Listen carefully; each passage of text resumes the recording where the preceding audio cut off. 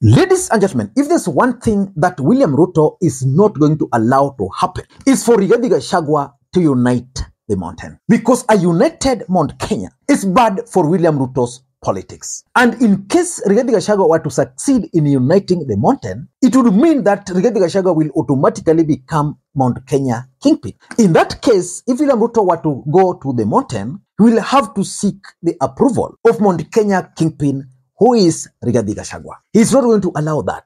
The last Mount Kenya kingpin was Uhuru Kenyatta. And the next Mount Kenya kingpin will emerge after William Ruto's presidency. Which means if William Ruto will not be re-elected in 2027, then we'll see a new Mount Kenya kingpin after that. If he's going to be re-elected, we are not going to see Mount Kenya kingpin until 2032. On Saturday, something very interesting happened. Rigathi Gachagua convened a meeting of business tycoons and political leaders from the mountain somewhere in Nyeri. The meeting went on well, but keen political observers like myself noted that the meeting was actually boycotted by close associates of William Samoei Arap Ruto. And the question that majority of Kenyans were asking, which I want to answer here, why would close allies of William Ruto boycott an event that is actually meant to unite the mountain? Which begs the question, is Mount Kenya united as we speak? Because you all know that in 2007, the mountain was united and rallied around the candidature of Mwai Kibaki. In 2013, the mountain was united and they voted to the last man for Uhuru Kenyatta. In 2017, the mountain again was united and delivered their votes to Uhuru Kenyatta. And we also know that in 2022, the mountain was united and they delivered their votes to William Samoei Arap Ruto, although there are questions about that. So why would Rigathi Gachagua call for a meeting to unite the mountain? Of course, his argument makes sense. Rigathi Gachagua is arguing that in 2022, 13% of the votes voted for Raila Odinga and is working hard to bring that 13% to this side. But what we are observing is different from what Rigathi Gachagua is telling us. What we are witnessing is that the 87% is already divided. And that's why we are seeing them boycotting this event. From where I sit, my boss, President William Ruto, and I, the elections are over. And we want all Kenyans to be one team, to be one people for the development of this country. This region, during the last election, we were divided to a certain extent. 87% voted for President William Ruto and I. 13% exercised their democratic right as it should be and voted the other way. But now elections are over. I have on record inviting the 13% to come we work together for our region, for our country. Because there is no enmity, there is no quarrel, there is nothing. The election is just like a sport. And you shouldn't take it beyond there. So in this video, I want to explain to you guys why William Ruto's key allies from the mountain boycotted Rigathi Gachagua's event. Let me just mention for you some of them in case you are in doubt. There is no way you can convene a meeting of members of parliament from the mountain and the majority leader of the National Assembly who comes from that area is not in attendance. Then that's not unity. Kimani Ichung'wah was missing here. Why do you think Kimani Ichung'wah was missing? Ndindi Nyoro missed this event. Why do you think he missed the event? Again, let me take you to Nakuru. You'll find the beautiful Susan Kihika, a close associate of William Ruto. Why do you think Kihika boycotted this event? Of course, there is Anne Waiguru. Anne Waiguru is the chair of the Council of Governors, which means if you wanted to rally the governors from the mountain, because Rigathi Gachagua talked of 10 counties, the best person who should have gathered all of them would have been Anne Waiguru. Anne Waiguru was missing. And of course, I can also point out that that meeting was also boycotted by other cabinet secretaries from the mountain. Because if Rigathi Gachagua is the deputy president and is organizing an event, it's just fair that his colleagues from the region would attend. They never. Okay, let's excuse them that they are politicians. We saw a few permanent secretaries attending. But majority of the permanent secretaries from the mountain also boycotted this event. So my conclusion is that the permanent secretaries from the mountain who attended that event were actually the direct beneficiaries of Rigathi Gachagua's vice deputy presidency. So in this video, I want us to figure out why these members of parliament, leaders allied to Ruto, boycotted Rigathi Gachagua's event. Before we do that, for those who are watching this channel for the first time, please take a second or two, click that subscribe button so that next time we produce a video like this, YouTube will automatically notify you. And to the subscribers, I want to continue thanking you guys for your continued support. Because without that support, this channel cannot be where it is. Ladies and gentlemen, without any further ado, allow me to dive in. Why do you think the allies, in quotes, of William Ruto boycotted this event? Because you can't talk of William Ruto's allies in the mountain without including Ndindi Nyoro, without including Kimani, without including Susan Kehi, without including even the cabinet secretary for Interior, Professor Kithure Kindiki. Why would they boycott an event that is supposed to help William Ruto, to help rally the support of the mountain around William Ruto's bid for the presidency in 2027? In my view, these guys boycotted this event because, number one, William Ruto, for those who might have forgotten or might not know, William Ruto had actually banned members of parliament from the mountain and from Luhya Nation from meeting. If you want to meet as members of parliament from those two communities, then you have to seek for approval from William Ruto. That's why you will never see leaders from the mountain allied to Ruto just meeting. You will never see leaders from Western Kenya meeting without the approval of Ruto. I don't know why Ruto did that, but that is the policy. So by Rigathi Gachagua organizing this event, it was viewed by close allies of Ruto that it was an act of defiance. So for them to please Ruto, they had to boycott it.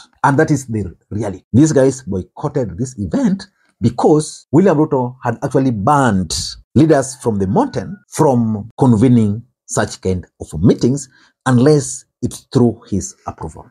Remember, majority of members of parliament who attended Rigathi Gachagua's event are actually first-time members of parliament or MPs who have interest. Because, you know, a lot of things are changing, politically speaking, in the mountain. The reemergence of Uhuru Kenyatta factor, the ground being turning hostile to some of these guys. You know, they're being accused of tugege, people who cannot speak their minds. So some of them are now trying to find a space of how they can express themselves. So, but Ruto had banned the meeting. So William Ruto's allies, there's no way they could have joined this meeting. That's number one. Number two, I also believe that these other allies of Ruto, the Kimani Ichung'was, the Ndindi Nyoros, also boycotted this event because of emergence of camps in UDA. The truth of the matter is that as we speak, two camps have clearly emerged in UDA party.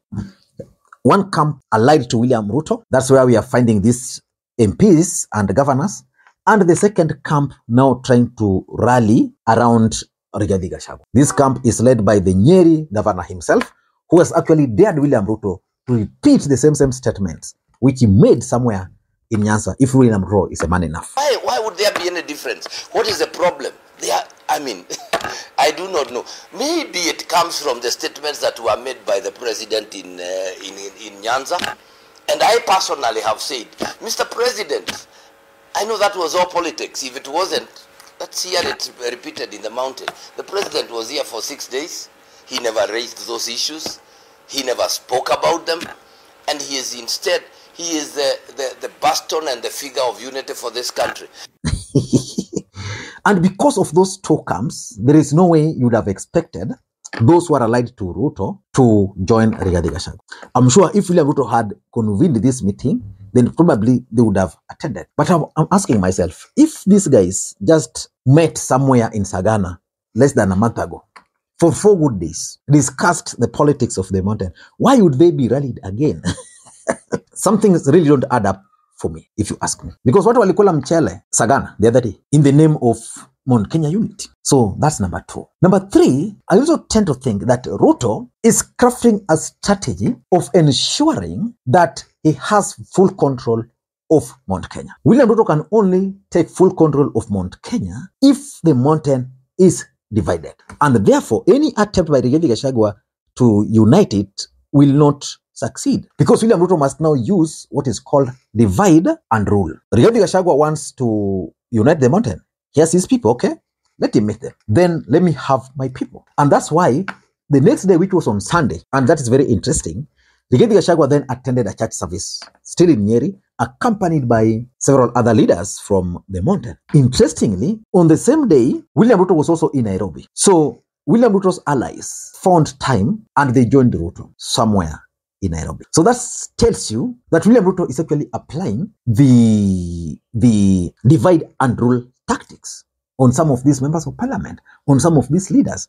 And that is part of his strategy of keeping the mountain divided. And as long as the mountain is divided, he'll take full control. And of course, the other thing that has helped Ruto to do this is that the other alternative, which was there, which was called, the alternative which was there is the Jubilee Party. He succeeded in breaking Jubilee Party. So there's no longer Jubilee Party. What we are witnessing is Kamwene, and I've seen Mark Fekarwa and the group meeting somewhere in Nairobi. Maybe we'll analyze that later. But the truth is, William Ruto intends to control UDA and Mount Kenya party politics. Number 4, 2027 politics. Who is going to be William Ruto's running mate?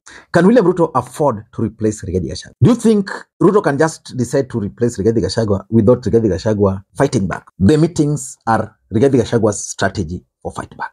But remember, politics is about interest. Who tells you that Ndindi Nyoro doesn't want to be the deputy president? Who tells you that Kimani Ichung'wah doesn't want to be the deputy president? The truth is, they are all politicians. So if they are given opportunity, they'll grab. And they're seeing that opportunity. They are seeing. Some of these guys, they talk. They listen to what Ruto say. They are close to the Kalenjin mafia. So if Rigathi Gachagua is making mistakes, then for them, they must be seen to be on the right side. So that in case Rigathi Gachagua will say, okay, this is it, they'll be there. And lastly, these guys avoided this meeting, I'm 100% sure, as part of William Ruto's strategy to isolate Rigathi Gachagua. The only thing William Ruto fails to understand is that Rigathi Gachagua is not Uhuru Kenyatta. Rigathi Gachagua is a former DC. Was he a DO? I'm told he's a DO, not a DC, sorry. And Rigathi Gachagua worked with William Ruto. So he understands all the tricks William Ruto played on Uhuru Kenyatta. So he's trying to go ahead of Ruto and manage these MPs. And that's why he was able to have that high number of members of parliament on his side. But the truth is, William Ruto is keen on isolating Rigathi Gachagua. I don't know what to think. That's my take. Until next time, this is Lee Makwiny. Let me know, by the way, if you watch this video up to this stage. And for those who took their time and watched the video up to this stage, kindly know that from the bottom of my heart, I really value that. Because it's very rare. I know most of you guys are busy, and I know most of you have 1 or 2 things to do. But by the fact that you can watch this video up to this time, this stage, it simply shows the love towards the channel. Thank you so much, and may God bless you. Until next time, this is Lee Makwiny. Bye-bye.